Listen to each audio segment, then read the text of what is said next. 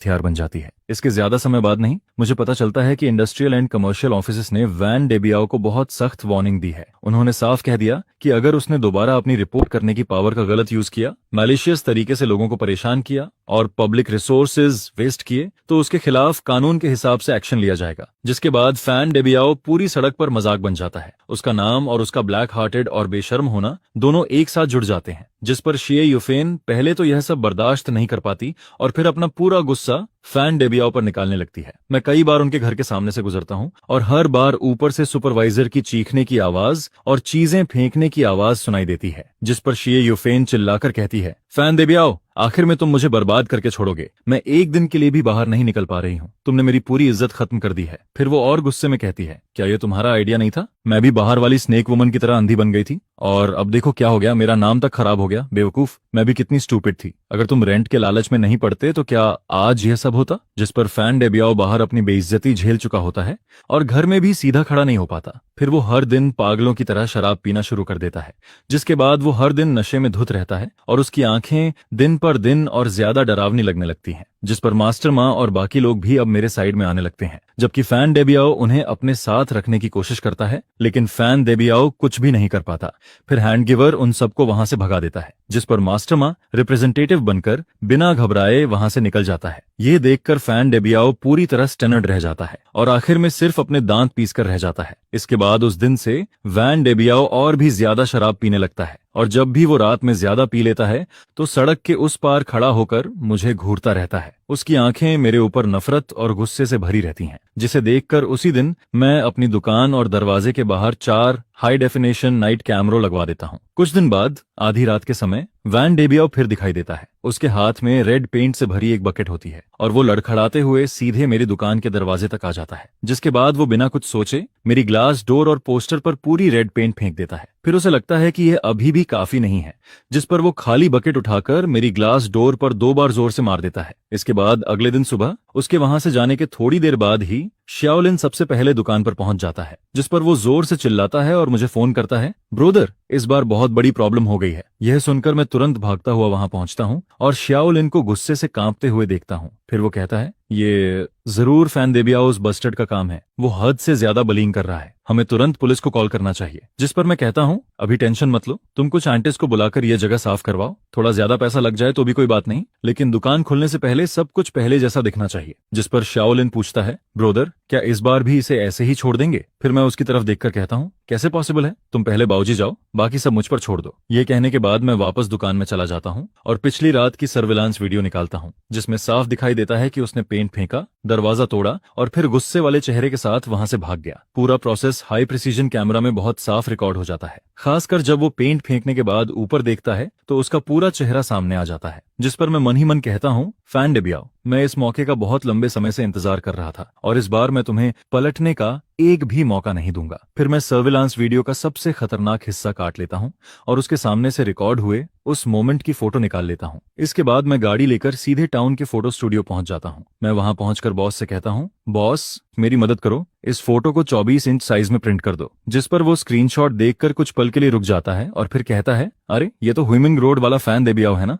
जिसके जवाब में मैं कहता हूँ, हाँ वही है। इसके आधे घंटे बाद मैं वो फोटो लेकर वापस अपनी रेस्टोरेंट में लौट आता हूँ। उस समय क्लीनिंग एंट्स दरवाजे के बाहर की पेंट लगभग साफ कर चुकी होती हैं और आखिरी सफाई कर रही होती हैं, जिस पर मैं उनकी तरफ ध्यान भी नहीं देता। फिर मैं सड़क पार करके वैंडरबिल्ट की खाली दुकान के सामने पहुंच जाता हूँ, जिसके बाद मैं सुपर ग्लू निकालता हूँ और उस बड़ी फोटो को उसकी रोलिंग डोर के ठीक बीच में चिपका देता हूँ और फिर उस फोटो के नीचे बड़े बड़े अक्षरों में लिख देता हूँ, कल रात 2 बजे अटैच्ड रेस्टोरेंट को जानबूझकर नुकसान पहुंचाने वाले आदमी की तलाश है। मैंने नीचे ये भी लिख दिया कि जो कोई भी उसके क्राइम का मोटिव और उसके अगले प्लान के बारे में जानकारी देगा, उसे 5000 युआन कैश रिवॉर्ड मिलेगा। जिस पर वहां से गुजर रहे कुछ नेबर्स ये देखकर जोर से चिल्लाने लगते हैं, अरे भगवान, ये तो वैन डेबियाओ नहीं है क्या? फिर कोई कहता है, क्या ये सच में क्राइम कर रहा है? देखो तो सही, इतने समय बाद इसके क्राइम वाली फोटो इसके अपने घर के दरवाजे पर लगी हुई है। अब तो इसे अपनी इज्जत की भी परवाह नहीं रही। जिस पर यह खबर पंख लगाकर पूरे इलाके में फैल जाती है और आधे घंटे से भी कम समय में वैन डेबियाओ की दुकान के सामने लोगों की भीड़ लग जाती है। सब लोग खड़े होकर हंस रहे होते हैं, बातें कर रहे होते हैं और उसे देखकर मजाक उड़ा रहे होते हैं। जिस पर इस समय तक वैन डेबियाओ की रेपुटेशन पूरी तरह खराब हो चुकी होती है। और उसी समय मैं धीरे से अपना फोन निकालता हूँ और 110 डायल कर देता हूँ। फिर मैं कहता हूँ, हेलो हेलो पुलिस स्टेशन, मैं कंप्लेंट करना चाहता हूँ। कल रात किसी ने मेरी दुकान को जानबूझकर तोड़ा है। मेरे पास पूरी सर्विलांस फुटेज है और मैंने सस्पेक्ट की पहचान भी कर ली है। जिसके जवाब में सामने से कहा जाता है,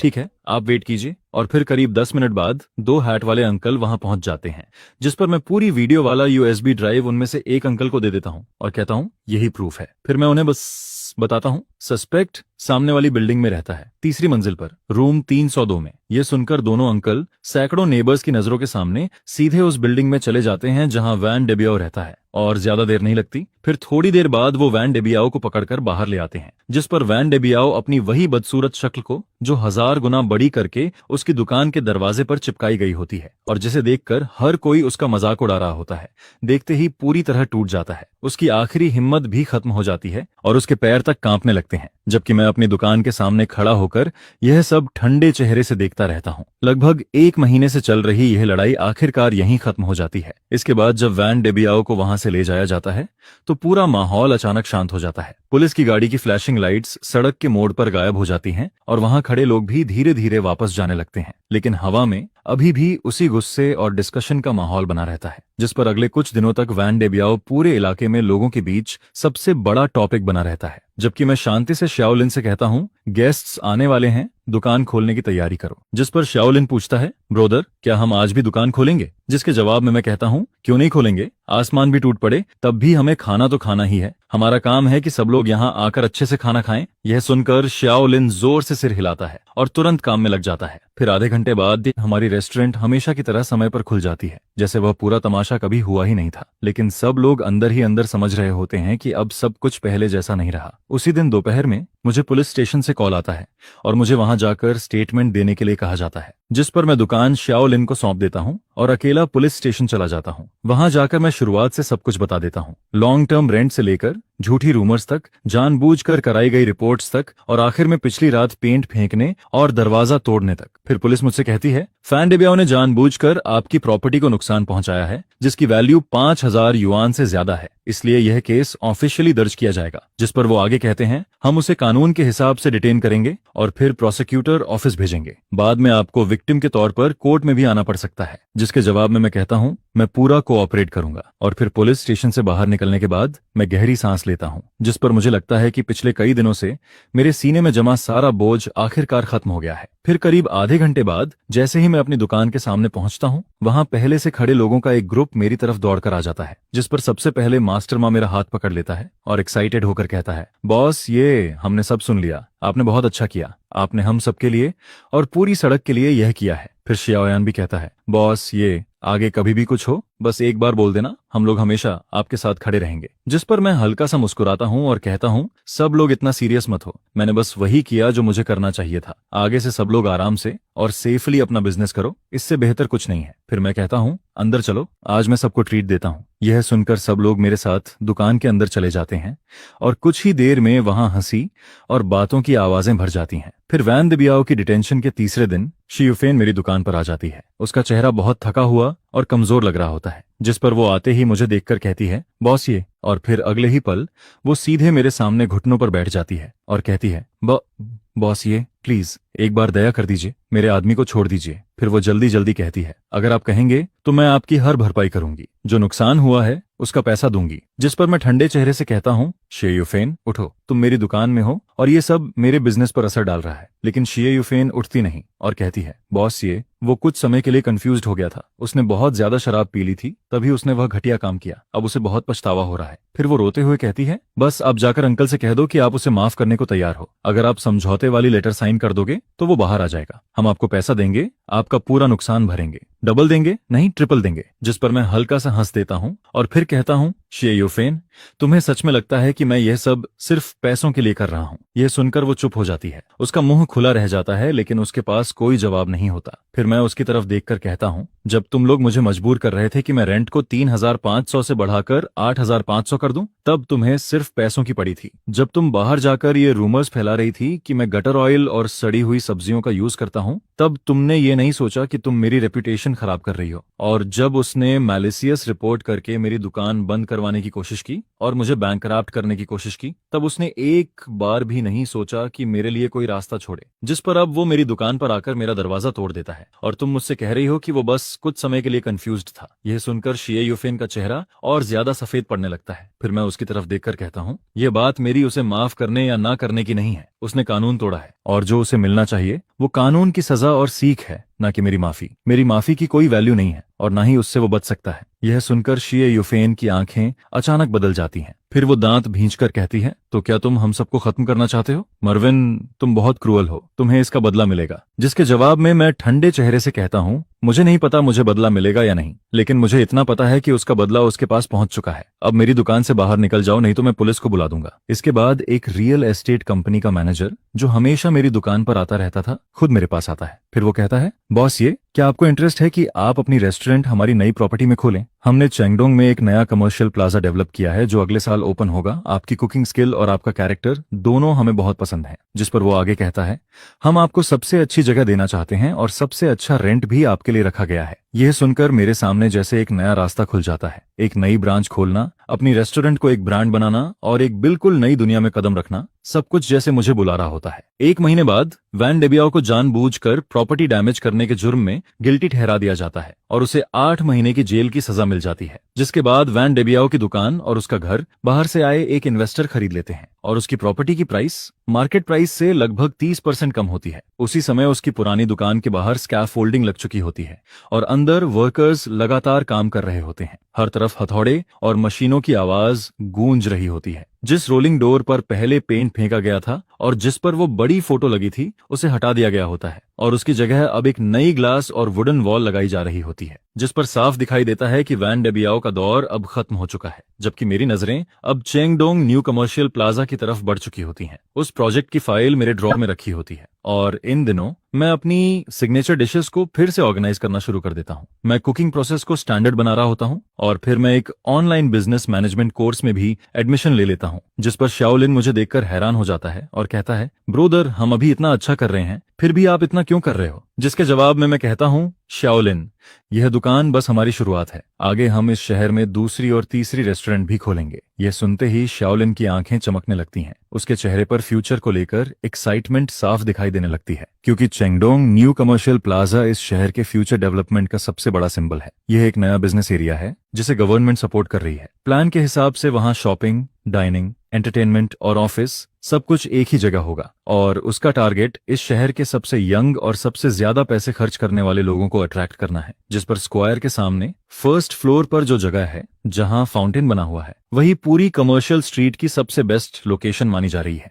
वहां सबसे ज्यादा लोग आने वाले हैं और उसके नीचे छोटे अक्षरों में रेंट प्लान भी लिखा होता है। पहले 2 साल तक बिल्कुल रेंट फ्री और तीसरे साल के बाद सिर्फ आधा रेंट। जिस पर मैनेजर चेन मुझसे कहता है, उन्हें सिर्फ आपकी कुकिंग नहीं पसंद आई, उन्हें आपकी रेप्यूटेशन भी पसंद आई है और उस पूरी कोशिश से, उस पूरे हंगामे के दौरान आपने जो स्टबर्ननेस और स्मार्टनेस दिखाई थी, वही उन्हें सबसे ज्यादा पसंद आई। उन्हें आपके जैसे ऐसे मर्चेंट की जरूरत है जिसके पास अपनी स्टोरी हो और जिसके बारे में लोग बात करें, क्योंकि आपकी रेस्टोरेंट अब एक तरह से इस इलाके की पहचान बन चुकी है। लेकिन मेरे दिल में यह बात साफ होती है कि चाहे ये एक अपॉर्चुनिटी हो, लेकिन ह्यूमन रोड पर मैं नेबर्स की सपोर्ट और 3 साल में कमाए गए भरोसे के दम पर यहां तक पहुंचा हूं। अब एक नई जगह पर, नए बिजनेस एनवायरनमेंट में, जहां लोग ज्यादा पिकी होंगे और कंपटीशन भी बहुत ज्यादा होगा, वहां मुझे फिर से सब कुछ शुरू करना पड़ेगा। और सबसे बड़ा सवाल यह होता है कि मैं अपनी रेस्टोरेंट को कैसे कॉपी करूं, क्योंकि मेरी सबसे बड़ी ताकत यह है कि हर डिश का टेस्ट, हर मसाले का रेशियो मेरे दिमाग और मेरे हाथों में है। लेकिन अगर मुझे नई ब्रांच खोलनी है तो मुझे अपने हाथों की स्किल को एक ऐसे सिस्टम में बदलना पड़ेगा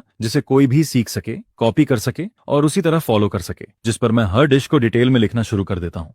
कितनी क्वांटिटी में इंग्रेडिएंट्स डालने हैं, सब्जी कितनी बड़ी काटनी है, किस ऑर्डर में कुकिंग करनी है, कितनी देर तक पकाना है और आखिर में सॉस का 1 स्पून कब डालना है, सब कुछ। मैं हर चीज की एग्जैक्ट क्वांटिटी लिखता हूँ। कुछ चीजों को तौल कर रखा जाता है और कुछ डिशेस के लिए टाइमर तक यूज किया जाता है। यह देखकर शाओलिन हैरान होकर कहता है, ब्रोदर, क्या आप केमिस्ट्री एक्सपेरिमेंट कर रहे हो? जिसके जवाब में मैं हंसकर कहता हूँ, आज से तुम मेरे पहले स्टूडेंट हो। आगे चलकर मैं ये पुरानी दुकान तुम्हें सौंप दूंगा और तुम्हें इसी स्टैंडर्ड के हिसाब से बिल्कुल मेरे जैसा सेम टेस्ट बनाना सीखना होगा। ये सुनते ही शाओलिन की आंखों में एक अलग ही चमक आ जाती है। फिर वो उन पेजेस को हाथ में पकड़कर जोर से सिर हिला देता है।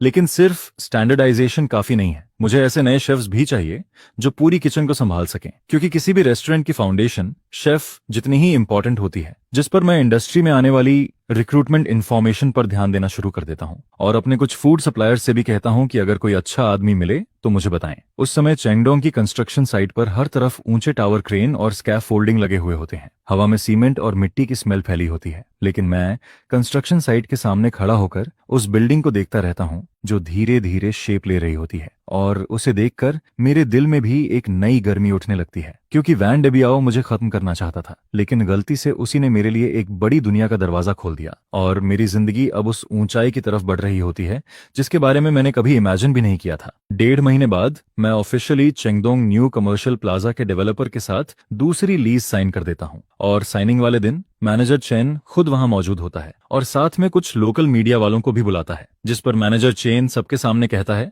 बॉस, ये ह्यूमन रोड का नाम है, ये एक लोकल बिजनेस है और इनकी स्टोरी हमारे समय के छोटे लोगों की स्पिरिट को दिखाती है। जिसके बाद जब यह न्यूज बाहर जाती है तो मैं एक बार फिर पूरे इलाके में लोगों के बीच चर्चा का टॉपिक बन जाता हूँ। हर तरफ यही बात होने लगती है कि मेरा चेंगडोंग में ब्रांच खुलने वाला है, जिस पर कई नेबर्स कहते हैं, श्याओ ये तो सच में बहुत आगे निकल गया, अब तो वह चेंगडोंग में भी ब्रांच खोलने जा रहा है। फिर कोई और कहता है, सोना जहां भी जाता है चमकता जरूर है, लेकिन आगे अगर हमें तुम्हारा बनाया हुआ खाना खाना हुआ तो क्या हमें इतनी दूर जाना पड़ेगा। यह सुनकर मैं मुस्कुराता हूँ और एक एक करके सबको समझाता हूँ, अंकल आंटी आप लोग चिंता मत करो, यह पुरानी दुकान कभी बंद नहीं होगी, यह हमेशा हुइमिन रोड का हमारा बेस कैंप रहेगी और इसे मैं शाओलिन को सौंप दूंगा, बिल्कुल पहले जैसा। जिस पर शाओलिन का नाम आते ही मुझे याद आता है कि पिछले कुछ समय में उसने बहुत तेजी से प्रोग्रेस की है। उसने अपना लगभग पूरा फ्री टाइम किचन में बिताया है। एक सिंपल टोमेटो एग भी वो प्रोसेस के हिसाब से दर्जनों बार बनाता है जब तक उसका कलर और टेस्ट बिल्कुल मेरे जैसा ना हो जाए। जिस पर मैं उसका फोकस्ड चेहरा देखता हूँ और मुझे लगता है जैसे मैं कुछ साल पहले खुद को देख रहा हूँ जब मैंने पहली बार यह दुकान शुरू की थी। और फिर मैं फैसला कर लेता हूँ कि जब नई दुकान खुल जाएगी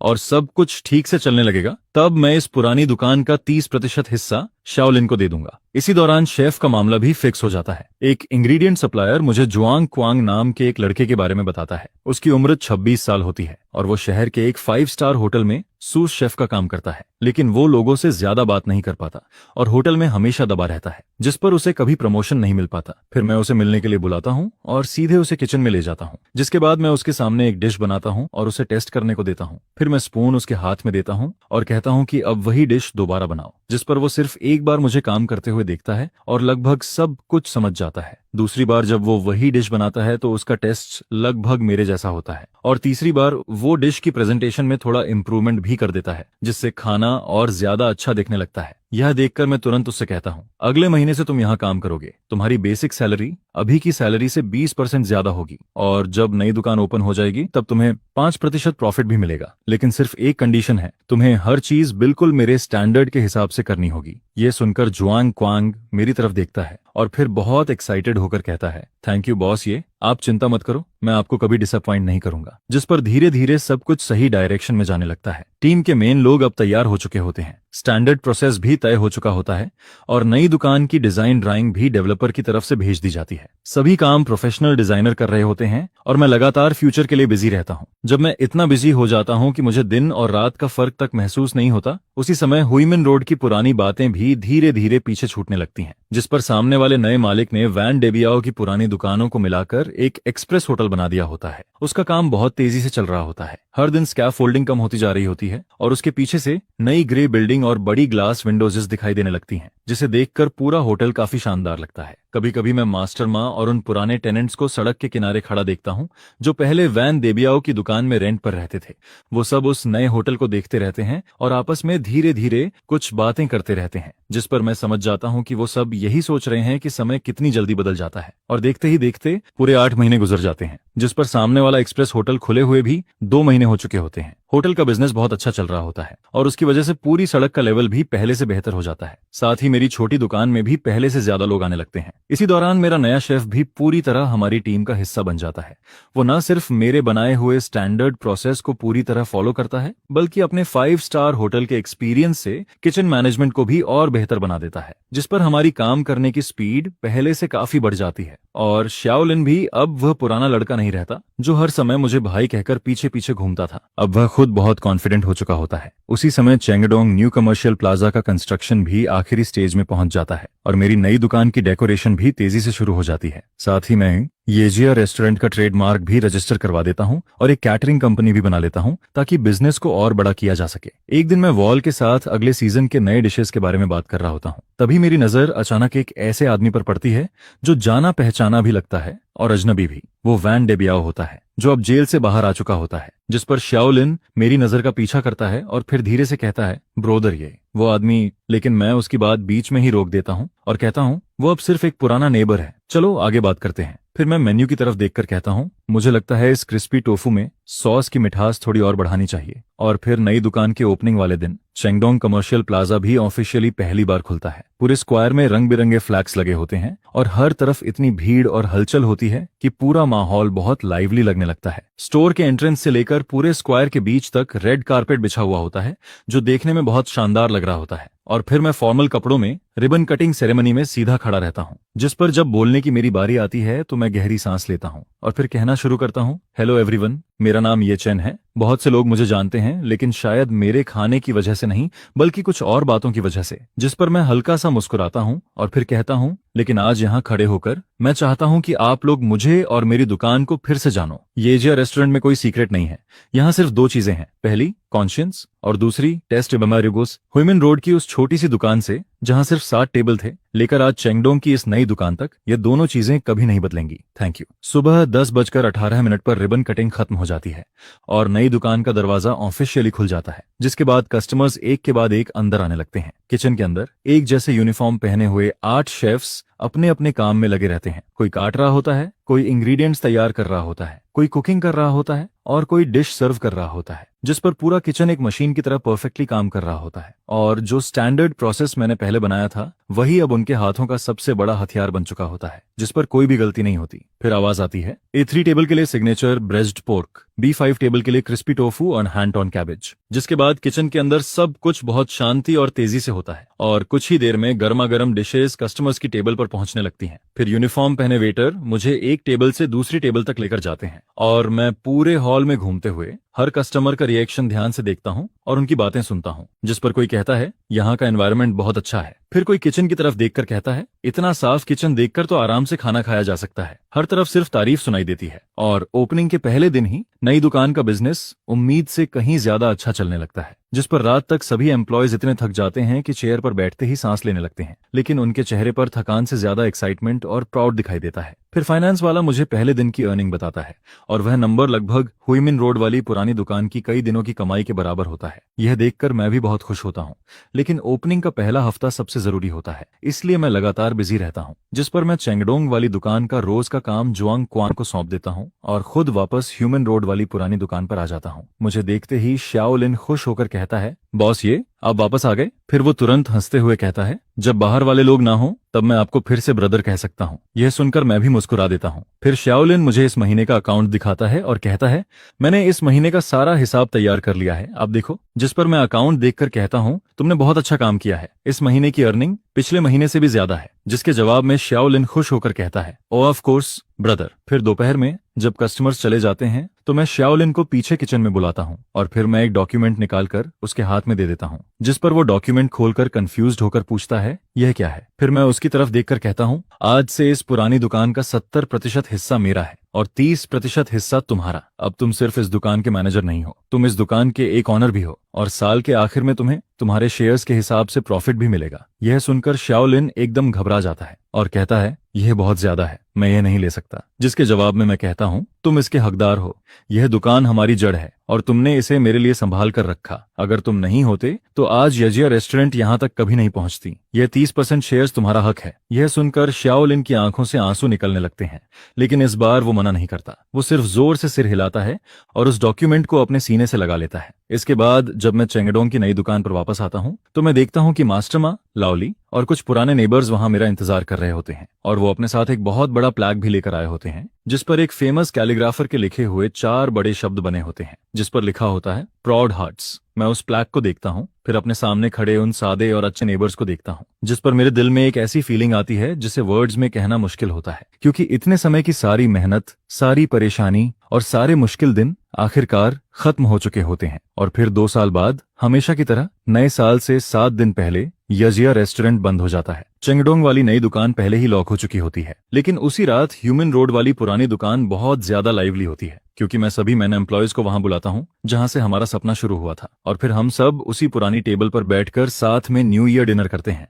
टेबल पर हर तरह का खाना रखा होता है, जिस पर श्याओलिन, जो अब एक स्मार्ट और कॉन्फिडेंट बॉस बन चुकी होती है, फिर भी इस समय एक छोटी लड़की की तरह एक्साइटेड होकर सबको मेरे दिए हुए रेड एनवेलप्स बांट रही होती है। वहीं दूसरी तरफ जुआंग क्वांग भी बहुत दिनों बाद आराम करता दिखाई देता है। वो सबके साथ बैठकर हंस रहा होता है, मजाक कर रहा होता है, और थोड़ी शराब पीकर उसका चेहरा भी लाल हो चुका होता है, जिस पर हम सब बस एक साथ बैठे रहते हैं और पिछले साल की बातों के बारे में बात करते हैं, फिर आने वाले साल के सपनों के बारे में भी सोचते हैं। पूरे माहौल में बहुत खुशी होती है, क्योंकि इन 2 सालों में यजिया रेस्टोरेंट एक छोटी सी दुकान से बढ़कर एक बड़ा नाम बन चुकी होती है। हुईमिन रोड वाली मेन स्टोर और चेंगडोंग वाली फ्लैगशिप स्टोर के अलावा शहर के साउथ और वेस्ट में हमारी तीसरी और चौथी ब्रांच भी अब अच्छी तरह चल रही होती है, और हर दुकान का बिजनेस बहुत अच्छा होता है, जिस पर मेरी फूड कंपनी भी अब एक बड़े और साफ ऑफिस में शिफ्ट हो चुकी होती है, जहां फाइनेंस, स्टाफ और मार्केटिंग की पूरी प्रोफेशनल टीम काम कर रही होती है। और अब मैं वह आदमी नहीं रहता जो पहले सब कुछ अकेले करता था। मैं उस आदमी से, जो कभी रेंट की वजह से परेशान रहता था, बदलकर एक ऐसे नए बिजनेसमैन में बदल चुका होता हूं जिसकी कंपनी की वैल्यू करोड़ों में होती है, और जिसके बारे में लोकल मीडिया भी न्यूज दिखा रही होती है। जिस पर कोई मुझसे पूछता है क्या अब हमें प्रोविंस के बाहर वाले मार्केट में जाने के बारे में भी सोचना चाहिए, जिसके जवाब में मैं मुस्कुराकर कहता हूँ, कुकिंग एक अच्छी सूप बनाने जैसी होती है, इसमें सबसे बड़ी गलती होती है जल्दी करने की। और अगले साल हमारा मेन काम होगा एक सेंट्रल किचन बनाना, क्योंकि क्वालिटी कंट्रोल जितना मजबूत होगा हमारी फाउंडेशन उतनी ही स्टेबल होगी, और फाउंडेशन जितनी मजबूत होगी हम उतना ही ऊपर जा पाएंगे। यह सुनकर सब लोग एक साथ अपने ग्लास उठाते हैं, और फिर कोई जोर से कहता है, चलो ब्रदर ये के नाम पर चीयर्स करते हैं। फिर दूसरा आदमी कहता है, अगर ब्रदर ये नहीं होते तो आज हम सब यहाँ नहीं होते। जिस पर सब लोग एक साथ कहते हैं, ब्रोदर ये को हैप्पी न्यू ईयर, और हमारी अजय रेस्टोरेंट आगे भी ऐसे ही बड़ी होती रहे। यह सुनकर मैं अपने सामने बैठे उन सच्चे और एनर्जी से भरे चेहरों को देखता रहता हूँ। फिर धीरे धीरे शराब का असर और खाने की खुशबू कम होने लगती है, और देखते ही देखते बहुत रात हो जाती है, जिस पर मैं ड्राइवर से कहता हूँ कि जो लोग शराब पी चुके हैं उन्हें सेफली घर छोड़ दे, लेकिन मैं खुद वहीं रुक जाता हूँ।